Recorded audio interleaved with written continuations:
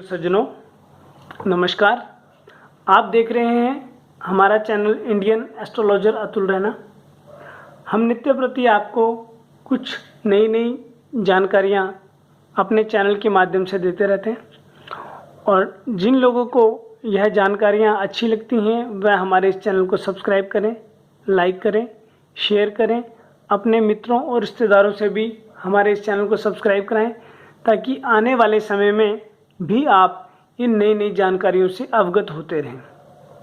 तो हमारा आज का विषय है पूजा कक्ष।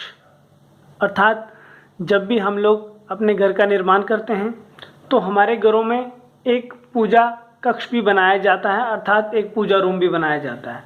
तो वह पूजा रूम किस दिशा में होना चाहिए?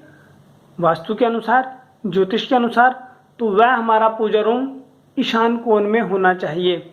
ईशान कोण में होने से वह हमारे लिए शुभ फलदायक, लाभ देने वाला, सुख देने वाला, अर्थात निर्विघ्नता से जीवन निर्वाह करने वाला सिद्ध होता है। अर्थात ईशान कोण पूजा रूम के लिए सर्वश्रेष्ठ कोण माना गया है। जिस तरह जब भी हम घर का निर्माण करते हैं तो वैसे तो ज्योतिष शास्त्र के अनुसार 10 दिशाएं होती हैं और वास्तु के अनुसार 8 ही दिशाओं की गणना होती है। आकाश और अधः अर्थात पाताल, इन 2 दिशाओं की गणना नहीं होती।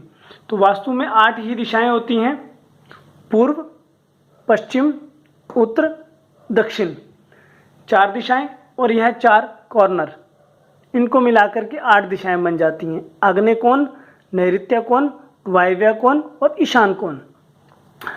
अब सब दिशाओं की और कॉर्नर की अर्थात कोनों की अपनी अपनी महानता है। इसी तरह पूजा रूम के लिए ईशान कोण सर्वश्रेष्ठ माना गया है। यह तो रहा वास्तु के अनुसार। वास्तु के साथ साथ अब हम आपको इसका ज्योतिषीय संपर्क भी बताते हैं। जिस तरह ज्योतिष शास्त्र में सर्वप्रथम यहाँ पर मध्य में भगवान सूर्य नारायण का स्थान होता है, यहाँ पर चंद्रमा का, दक्षिण में मंगल का, फिर राहु, फिर यहाँ शनि, केतु, गुरु, बुध और शुक्र। तो सब ग्रहों की स्वयं की अपनी अपनी दिशा होती है जिसमें वह बली होते हैं और वैसी ही दिशा के अनुसार फल देने में समर्थ होते हैं।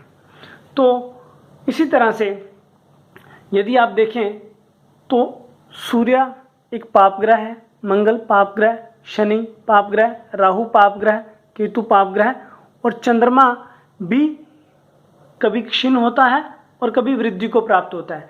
इस तरह से यह स्थान सब पूजा रूम के लिए शुभ नहीं माने जाते। तो पूजा हम किसकी करते हैं? गुरु अर्थात अपने गुरुओं की पूजा करते हैं। शुक्र ये दैत्य गुरु हैं। बुध जो विद्वान लोग होते हैं, ब्राह्मण लोग होते हैं, उनका पूजन होता है। तो ये 3 दिशाएं जो होती हैं ये गुरुता प्रधान दिशाएं होती हैं। इसी तरह से सर्वप्रथम सर्वश्रेष्ठ दिशा पूजा कक्ष के लिए ईशान कोण को माना जाता है। तो ईशान कोण के अधिपति कौन है? बुध ग्रह ज्योतिष के अनुसार। तो बुध ग्रह कैसे होते हैं? जो हमें इतनी सद्बुद्धि प्रदान करते हैं, किम करणीयम किम ना करणीयम, हमें क्या करना चाहिए, क्या नहीं करना चाहिए, अपने जीवन में कैसे निर्णय लेने चाहिए और कैसे निर्णय नहीं लेने चाहिए। तो उसकी सद्बुद्धि हमें कौन देते हैं? बुध महाराज। और यहाँ पर यम का निवास नहीं होता, यहाँ पर पॉजिटिव एनर्जी होती है। अर्थात यहाँ पर पूजा रूम बनाने से हमारी बुद्धि इतनी सक्षम होती है कि हम अपने जीवन में हर निर्णय स्वयं लेने में समर्थ होते हैं। यदि आप ईशान कोण में आपके घर में किसी कारणवश उस दिशा में यदि आप मंदिर का निर्माण नहीं कर सकते, पूजा कक्ष नहीं बना सकते, तो सेकंड ऑप्शन, दूसरा स्थान आपके पास होता है उत्तर दिशा। यदि आप उत्तर दिशा में मंदिर बनाते हैं तो ये प्रत्यक्ष अनुभूत है, कई घरों में देखा भी गया है कि जो लोग उत्तर दिशा में मंदिर का निर्माण करते हैं उन्हें घर का कोई भी बड़ा निर्णय लेना हो तो अपने किसी बड़े बुजुर्ग से सलाह लेकर के ही वह कोई बड़ा फैसला ले सकते हैं। अर्थात यहाँ पर मंदिर बनाने से आपकी स्वयं की बुद्धि सामर्थ्य होगी, यहाँ पर आपको अपने घर के बड़े बुजुर्गों या किसी विद्वान व्यक्ति से वार्ता करके ही बड़ा निर्णय लेने में आप सामर्थ्य होंगे। इसी तरह पूजा स्थान के लिए तीसरी दिशा यानी पूर्व दिशा, यह शुक्र की दिशा होती है। तो जिन लोगों का पूजा स्थान घर में पूर्व दिशा की तरफ होता है, तो शुक्र ग्रह एक स्त्री ग्रह है, तो उस घर की स्त्रियां सबसे बड़ी सलाहकार होती हैं। यानी उस घर में कोई भी यदि फैसला लिया जाता है तो उस घर की स्त्रियों की सलाह के बिना वह फैसला नहीं लिया जाता। अर्थात वह घर स्त्री प्रधान घर होता है। तो स्त्री प्रधान होना भी कोई बुरी बात नहीं है। पूज्यंत यत्र नार्या रमन्ते तत्र देवता, जहाँ पर नारियों का पूजन होता है वहीं पर देवताओं का निवास होता है।